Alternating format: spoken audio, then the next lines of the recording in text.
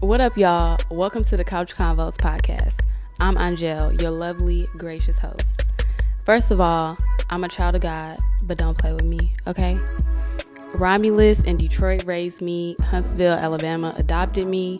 I'm actually a product of two teenage parents, and as you can imagine, I learned a lot watching them grow up. One of the key things I learned from my parents is that nobody's perfect, but being honest and transparent makes it a lot easier to overcome the BS in life. Now, it wouldn't be me if we didn't have a little fashion, a little entertainment industry sprinkled up in the mix as well, because you may know me from my wardrobe styling experience on American Idol, The Real, and many other TV shows.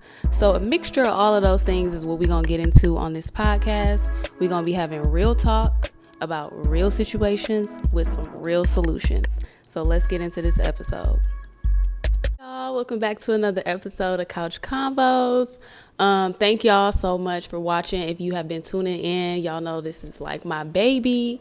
But I'm really excited for today's episode because I just got to tell y'all, my mama checked me, okay? And I needed to be checked, and I'm going to tell you why. And the way I feel about it now is like so much different than how I feel about it when she first checked me. So long story short, I'm 25, and me moving to Texas, this house that I stay in now is actually my first time like moving out, being on my own, you know, kind of like moving out of my dad's house. And I'm just learning how to be an adult. And I feel like being an adult is just hitting me like, like I feel like I'm just getting kind of low key like beat up by adulthood right now.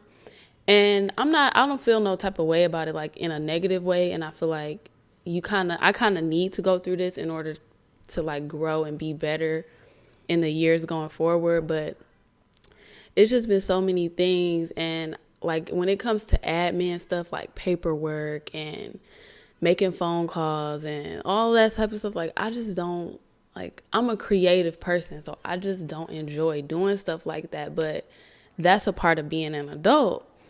And my mama just got on me. She was like, girl, you need to get your ish together. Like, you gonna look up and be 30. And I'm just like, that's kind of harsh, Mom. Like, you know, but she was being real. And I really appreciate her for being honest with me. And I appreciate her for taking the time to just really let me know, like, I love you, I care about you, but you need to get your ish together. So before I moved here to Texas, when I was living in California, I had this little Honda. So, okay, rewind. When I moved from Detroit to Cali, I bought a Challenger because I was trying to flex. I was trying to stunt. I'm like, I'm finna move to Cali. I need to buy a Challenger because, like, I need to pull up looking like something. But then I got out there and I realized, like, this car. Now, I will say people did treat me different when I was driving that car in California because Cali is just like that. You know what I'm saying? But when it came down to it, I was just like, this car is expensive to pay for. This car, the insurance is high. The maintenance was high. Like, that car was just so expensive and it just wasn't practical. And I was just like, all of these people that I'm trying to impress, or where they at when it's time to pay the car note? Like, so I sold that car and I bought me a little Honda. Now, that was very humbling. I will say that. But anyways, I paid cash for the Honda, and um I just I loved it. Like, I loved how much money I had in my pocket. My insurance went down. Like, it was just the perfect situation for me. But the only thing is that as the years went by, the Honda kind of slowly but surely started to like break down. And I was like, dang, what I'm finna do? Because I'm about to move to Texas. And I can't drive that Honda to Texas. Like, that junk is not gonna make it. And I'm not finna get it shipped because I only paid $1,500 for it. So I'm like, you know what? Let me just go ahead and sell it. Well, my dad sold it because he just gifted like that. He could sell any car. Like, he is just so gifted with that. So my dad sold my Honda, and I was like, well, I'm working from home at the time. I don't really need to go nowhere. I'm not going to get a car until I get to Texas. So I moved out here, and I'm going to just be totally honest with y'all. I had the money to buy a car when I first moved out here. Like, I could have paid for me a car, and as soon as I got here, and don't judge me, y'all, but my license expired too. And I still have a Michigan license. And I have a special, like, it's called the enhanced license, to where you have to go back to Michigan in order to, like, renew it. Like, I have to physically go to Michigan. I'm like, I'm not finna do that. I'm finna move to Texas. So long story short, I basically got to Texas with no license and no car. And I was just like, I just kind of kept putting it off because I'm like, I don't need that right now. I don't need that right now. And then when I moved here, I had the money to buy a car. I did. But I chose to furnish my apartment and, like, decorate my room because I just felt like that's my personal space. Like, I need my personal space to feel good. At least that's what I was thinking at the time. But now I feel like that was just not very smart. But yeah, I basically, like, kind of just spent my money on, like, what I wanted to spend it on instead of being responsible and just, like, praying about, like, Lord, what do you want me to do with this money? Because I definitely did not do that. So basically my mom was just like, and now I have a new job. I got a job at a bank because it takes money to make money. And now I'm at this point where I have bills and I have stuff that I have to take care of. And, I had to make a living for myself. But had I bought me a car when I first got here, then I would have had a way to get to work. And it just was a huge lesson for me. And I was kind of talking to my mom about my frustration with the choices that I've been making. And she was just like, you don't have a license? Like, your license, well, I have a license, but it's expired. And I have a passport too. So I just been using my passport. But my mama was just like, girl, I don't want to hear no more of this. Like, you need to get it together. And you need to take responsibility and take ownership for the fact that you are where you are because of you. And, like, you can't blame nobody else. You can't be mad at nobody else. Like, you're where you are because of you. And I was just like, okay. But she was right. It was one of them conversations that, like, you don't want to hear, but you need to hear it. And that's when she told me, like, you gonna blink and be 30. Like, you need to get it together. You don't want to be out here with no car and stuff. And I'm like, you right. And to be honest with you, like, I've just decided to just dedicate my whole summer to just staying inside and locking in and stacking my money and being focused and, like, just doing what I need to do, because I'm gonna be honest, like, I get distracted very easily. Like, I'm a socialite. I love to have, like, I love to go out and be social and do things. And the next thing you know, like, I haven't taken care of my business. And this is just me being honest, because people don't talk about the transition into adulthood enough.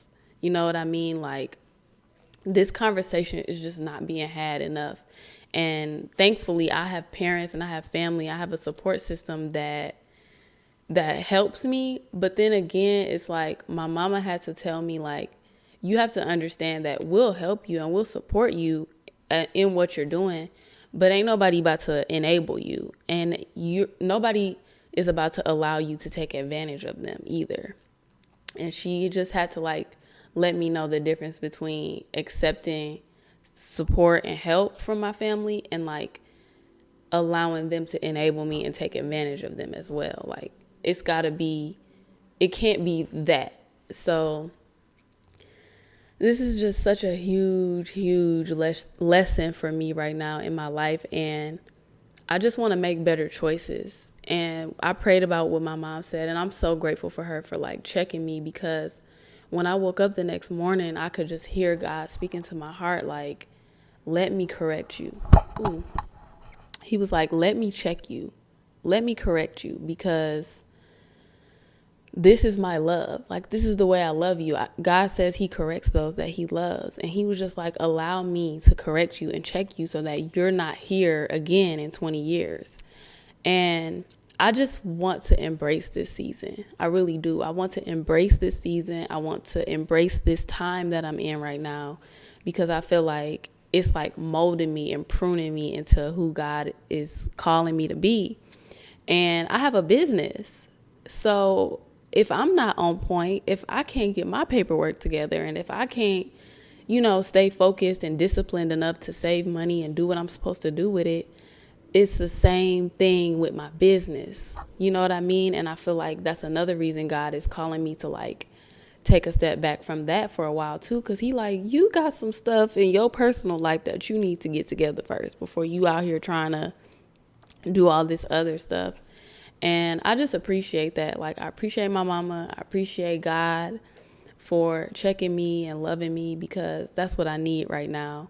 And I just wish we had these types of conversations more often, like these. Just how do you make a smooth transition into adulthood? Because we don't talk about it enough. And I feel like I've seen so many extremes growing up. Like, I've seen people who are totally dependent on their parents and they don't do anything for themselves. But then I've seen people who like, they don't have parents, they don't got family, they don't have support, and they out here just trying to get it however they can get it on their own.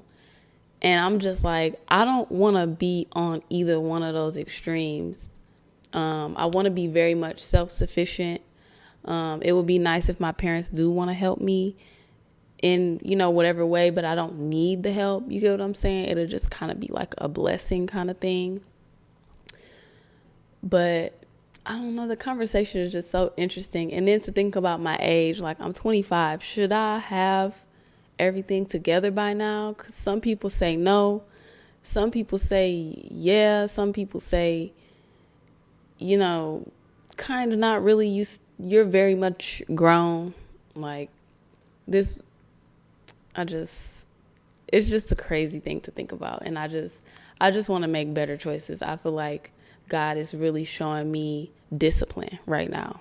He is like discipline with my time, with my money, and my resources, and just being disciplined is really the key. And that's the goal in this season of my life, because if I could be disciplined, I could want to feel good, or I could not feel like it, and I'm still going to be just trained to do it. So I definitely want to, and that's what discipline is. Discipline is like training yourself to do something to the point where you just do it automatically. And that's really the goal for me, is to just be disciplined enough to make the right choice and also not move so fast. I think as a millennial, I just move so fast. Like, I think fast, I move fast, I talk fast. Like, everything is just quick. And sometimes I'm learning that it's okay to just slow down, pray about it, think about it, get some wise counsel. Like that's what I really should have did. Like, I got a lot of money right now. When I first moved here, I got some money right now. Should I furnish my apartment? Should I get a car? Like, what should I do? Like, me asking that question to somebody whose opinion and whose advice I trust and value, that probably would have been a good idea for me. So going forward, I'm definitely going to just take my time when it comes to like making decisions, and I'm going to really try not to do anything impulsively. But I really just want to be disciplined and just make better choices so that I can really get my ish together.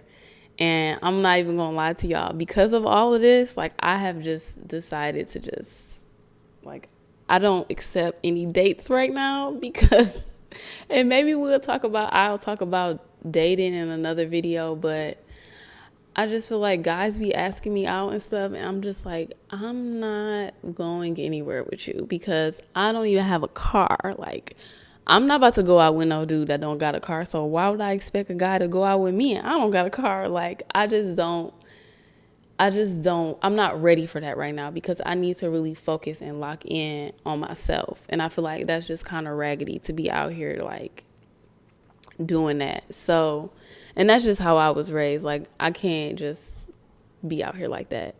So, yeah, y'all let me know. This is a really, really real conversation. And, you know, we keep it real on this podcast. That's what we do. So y'all let me know, like, how was your transition into adulthood? Like, did your parents help you? Was it a point where your parents was like, okay, I've been helping you long enough.